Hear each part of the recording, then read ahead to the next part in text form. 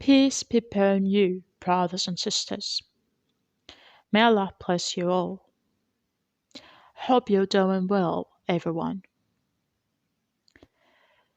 First of all, I hope you forgive my accent.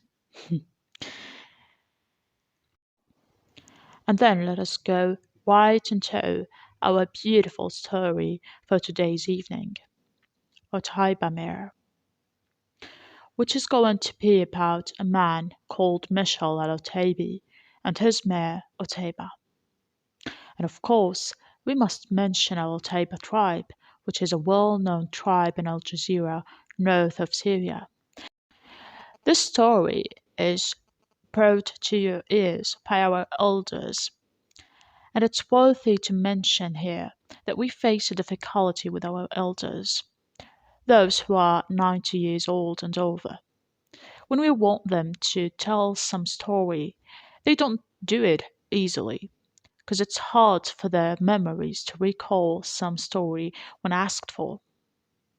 So, it is important that you poke their memories by some external element to bring the stories back from their minds to public.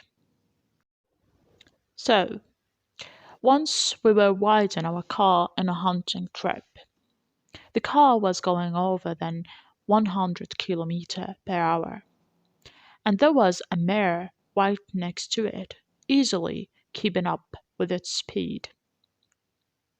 An elder that's over than 95 years old was there with us, and we intentionally tried to point out the fast mare to him who's been racing with the car, and he immediately said with a smile on his face that this mare reminds him of Otaiba.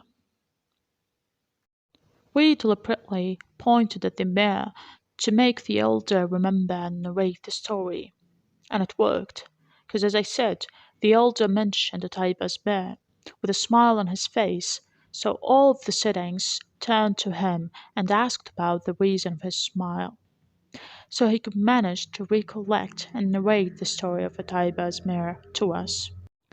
He started the story by mentioning a Syrian territory that's on the borders of Iraq. We estimated the time of the story to be between 1870 and 1880 because the narrator tells the story of his grandfather.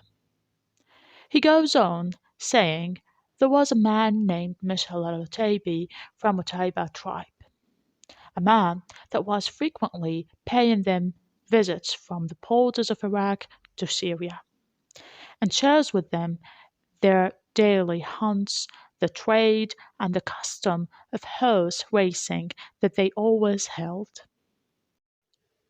Michel had a mare called Osela, which was a pure-bred mare that was naturalized, for its owner Tabi used to be a merchant and a horse-breed expert.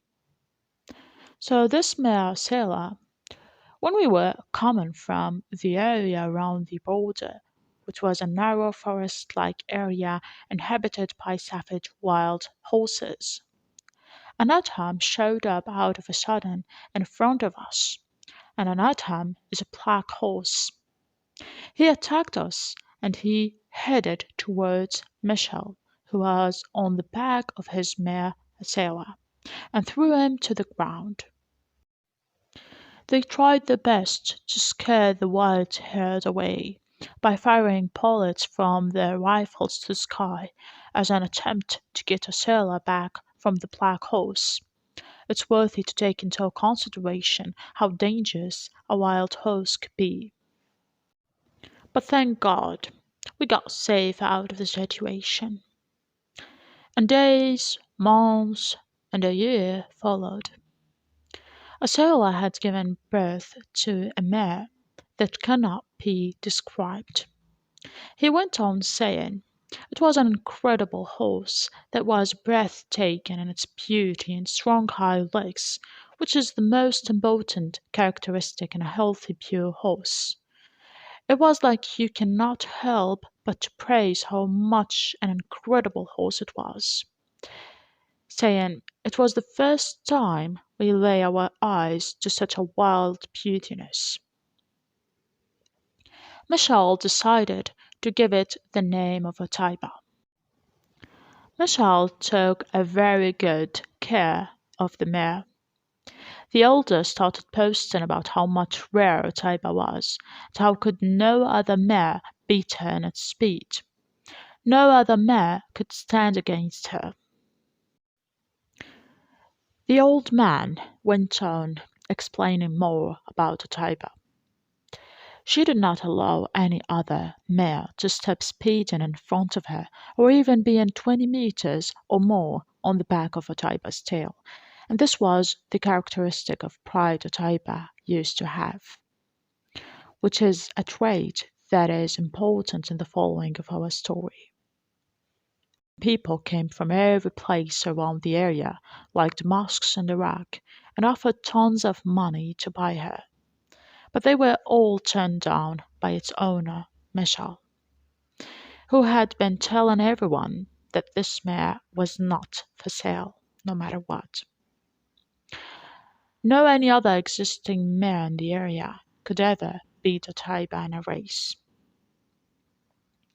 People spread the news of a horse race that was being held in an area called Mardin, a place where Ottomans dwelt, and in a distance between the two locations that's estimated in a range of 170 to 180 kilometers in a straight line between where Otaiba dwelt and the area of Mardin, which the race event took place.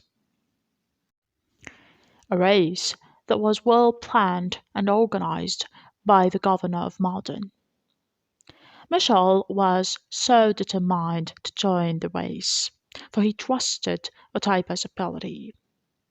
Indeed, Michel went to the place where the race was being held. When he arrived, he heard people whispering that the race is already going to be won by some unidentified Ottoman racer because of an incredible mare he possessed, the Ottoman racer. A mare no other mare can beat and belonged to the governor of the Mardin territory.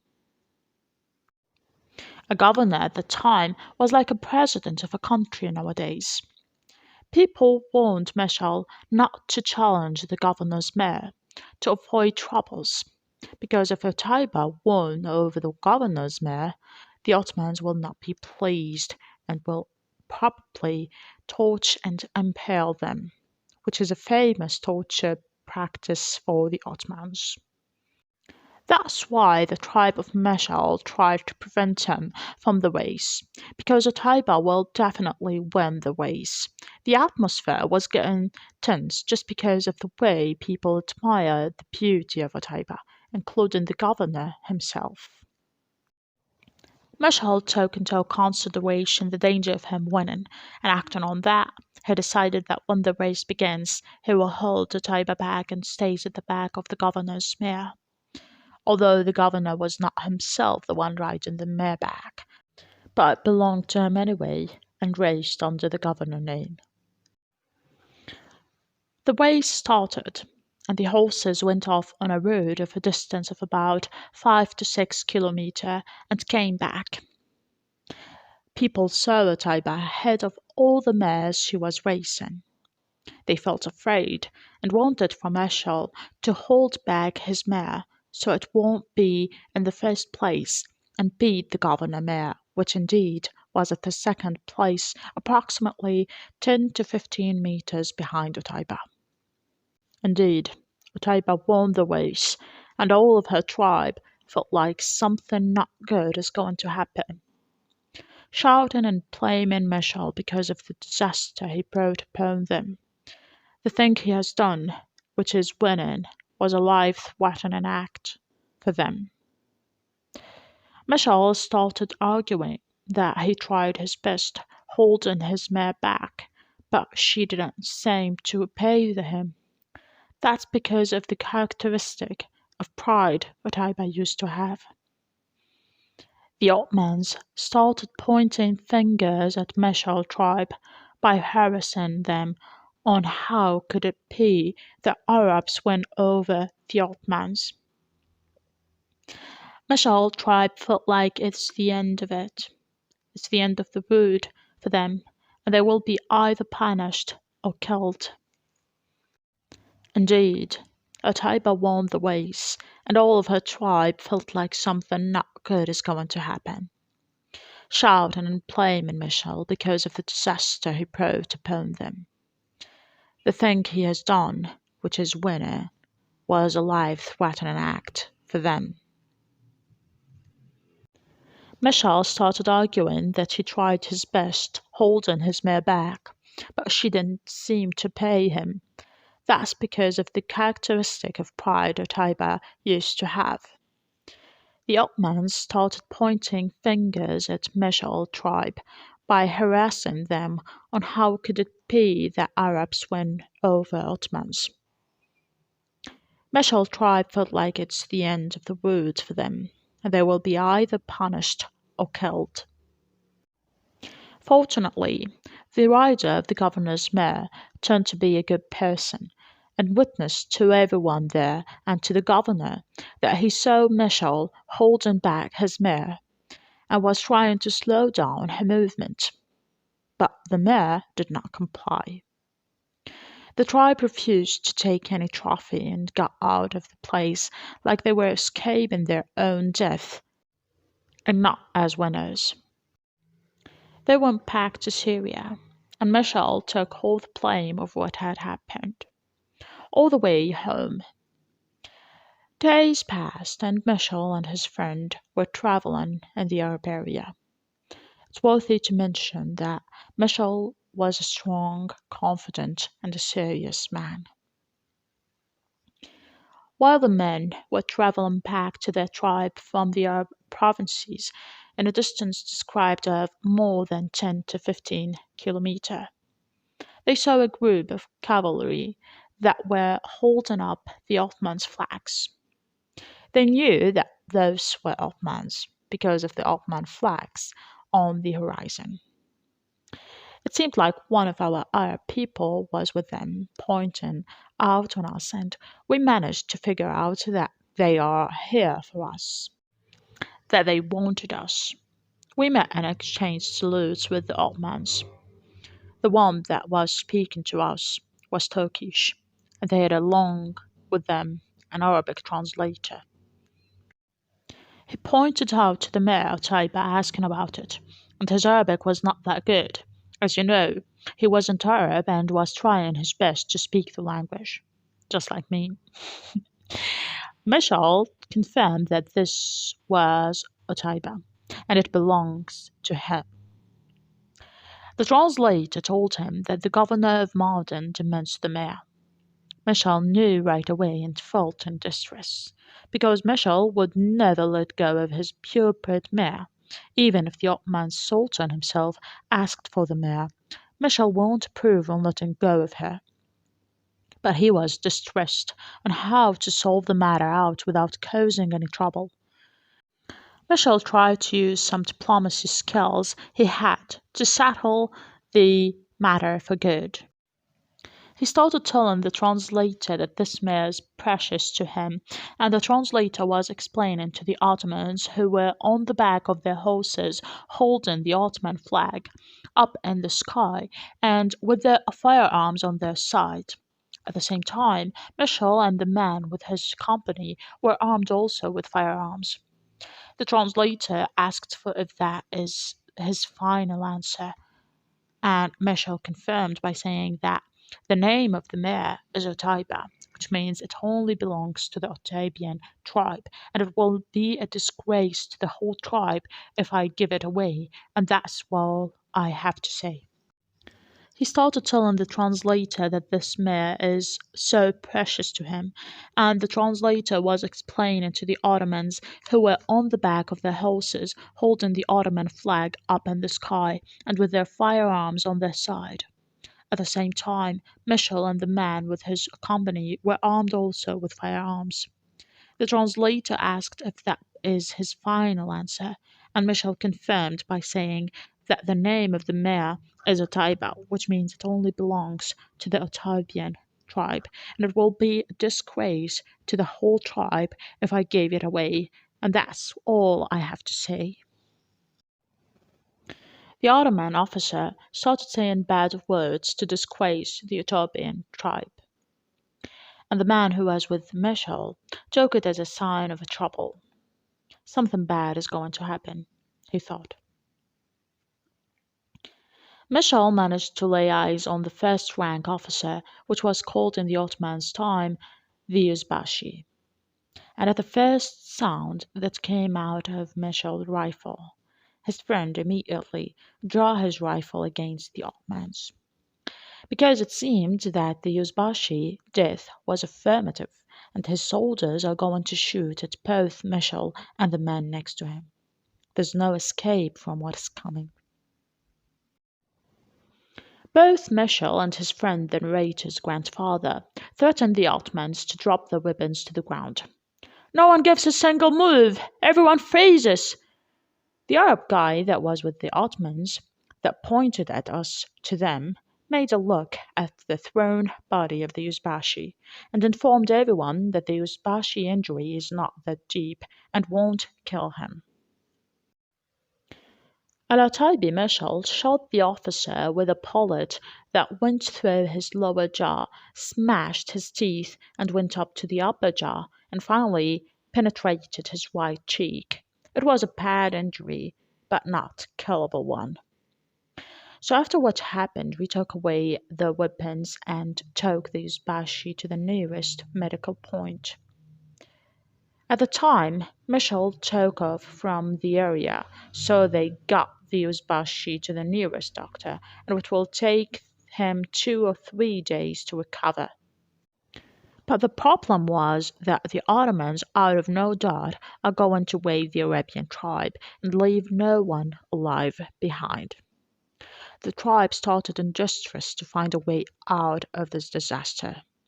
Michel proposed that they must seek a man that has a strong connection with the Ottoman army and might give them some advice to avoid this war from Pekin.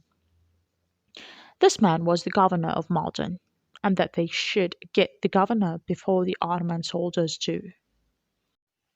People asked how could he help in such a matter. Michel said that the governor desires the mayor. So we hand her over to him and inform him of what had happened between us and the Ottomani Uzbashi, and how he disgraced our tribe by his act. And that's the best thing we can do. Otherwise, all of us are going to fall in a serious problem. People felt hesitance and didn't want to go. So Michel proposed to go to the governor by himself. The man who was with Michel when the dispute happened, who is the very grandfather of the elder narrating this story, asked to accompany Michel and told him, "No matter what you will go through, I'm coming with you," which is something very bold of them to go to the governor of Malden. It was important that they go without halt to get there before the Ottomans. They arrived to the governor place and offered him the mare as a gift and a symbol of peace between the two parties, and told the unfortunate story that happened to them. The governor asked for the place of the Ottoman officer, the Uzbashi. They told him he's still recovering at the hands of the doctor. The governor asked who's the one who shot the bullet at the officer, and Michel replied that it was him. Then he asked if the Uzbashi is still alive or not, and for the reason of the accident. Michel said that he shot him because the officer tried to disgrace the Ethiopian tribe name, and that's something we cannot allow. The governor was convinced, and things were getting a bit smoother. The governor sentenced them to jail. All of them felt relief because it was the safe solution out of it. However, they didn't want to get in jail for too long. The governor put the Ethiopians in prison, held a court, summoned the Uzbashi, and witnesses witnessed under oath that the Yuzbashi had mocked Otaiba's tribe and disgraced them. One of the guards of the prison was an Arab. He told Michel that the governor is going to set him free.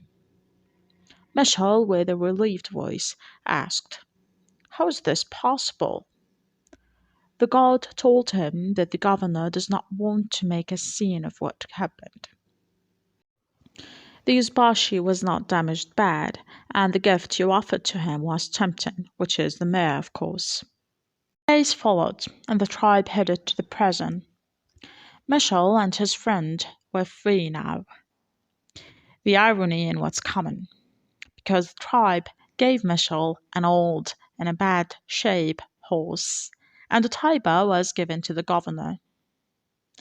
Michel felt sad because of the loss of his mare, Otaiba. And how could it be that he once had the strongest horse in the whole land, and now what he has is an old, out of shape, and crazy horse? It was ironic for Michel's friend. He was laughing at him and making fun of him the whole way back. And he told Michel, "This is what you have now, so be happy about it and praise God for it." His friend was not planning to stop making fun of the situation, started being ironic by telling Michel how much of a crippled and scabby horse he is riding, and both of them were laughing on each other the whole way back home. So, they went back to Syria and stayed there for a couple of days, then traveled to Al Mosul province in Iraq, where the tribe of Michel lives. While they were staying at one of the tribe tents in Iraq, a big fuss broke out among the tribe's people over the Otaiba clan. Women, children, and everyone there were hurrying and saying the name of the purebred mare Otaiba on their lips. It was something scenery, amazing and astonishing. The mare Otaiba was there in the tribe territory. She came back all the way from the Ottoman territories to the home of her own owner, something which only happened in fairy tales. You cannot even imagine the feelings of the Arab, and especially Michel's own feelings. Imagine, dear listeners, how loyal this mare was. Imagine you possess one like her of your own. She ran all the way from the governor of Malden without looking back. All the Arab were there welcoming her loyalty and presence. The mare went straight to Michel and neighed in front of him. She hurried to a water well, which was about 100 meters away from Michel's tent.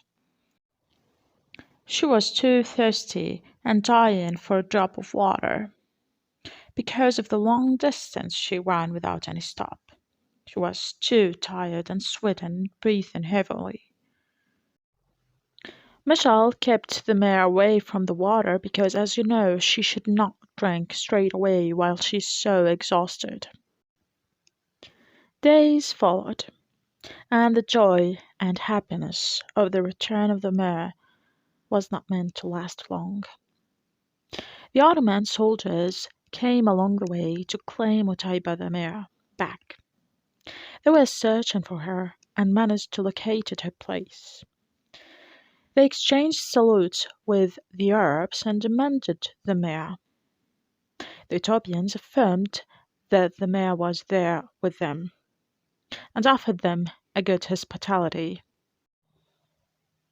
Michel's tribe asked him about what was he going to do, and he replied that they are heavy feelings that I'm having now, because this mare is so precious to me. But I said my word and gave her away to the governor of Malden, so I cannot take her back. She no more belongs to me. The Ottomans did not want to understand the fact that Shira always went back to her own owner. No matter where you take her and no matter how far it was confirmed that the mare will be taken away again. Michel warned the rider who's going to ride Otaiba that he must ride her all the way to the Ottoman territory without any stop, or she will not comply and run back to the Otaibians. The whole Arab did not want to give the mare away. They all gathered around in contempt. The Ottomans went off to their journey back with the Otaiba, the mare, and her rider, the Uzbashi, and a bunch of officers. Out of a sudden, the mare hears whistles from her original rider, Michel. She recognized him and went crazy. She began to neigh and stood on her heels and threw the rider off her back. Michel whistled in order to prove to them that she will only comply to one rider, which is him, and no matter where you take her, she will come back. It was his last attempt to return his dear mare, but what happened was unexpected.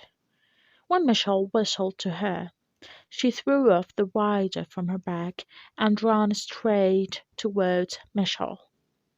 When that happened, the Uzbashi immediately took off his rifle and shot the mare, hitting her neck with a bullet. The Uzbashi could not accept the idea of the mare breaking loose from him. He felt anxious and angry and didn't calculate his actions. The bullet was a killing one. Michel and his tribe witnessed what happened in front of their eyes. The Uzbashi headed to the dying Otaiba and fired a deadly shot to the injured mare head, and the mare went completely dead. Michel, witnessing the killing of his mare, became fierce and agonized. He hurried to his tent without any hesitation or any reciting of the situation, grabbed his rifle while swearing by the name of the Almighty that the Uzbashi is going to die at his hands. He started swearing that the officer is going to get what he deserves. He's not walking out of this alive. Michel, a man worthy of his words, aimed his rifle towards the Uzbashi, and with a single fierce headshot, thrashed the Uzbashi dead to the ground. A decent revenge. Michel dragged the dead body of the officer and threw it in the valley of the Otabia's clan. The whole tribe aided him. Michel, man of his word, is worthy praise, and everyone witnessed that the Uzbashi deserved what happened to him. At that time, this incident made a huge fuss all over the Arab territory. All the Arab leaders and all clans gathered to talk about the incident. The Ottomans at that time of this incident, according to the narrator, were on the verge of extinct. It was the last period of them being in charge and holding power. Here we come to an end of this unfortunate story of the Mare Otaiba and the hero Meshal, who was a worthy man of honor and pride. I just want to mention that the narrator is not from the Otabian tribe, but he mentions them with pride and dignity. Otaiba clan is one that's worthy of respect and salute. People and tribes are praised by their honorable deeds, and Meshal indeed was worthy of praise. Thank you so much for listening this far. I hope that our story has your welcome and admiration, and we meet in a new beautiful story. Goodbye.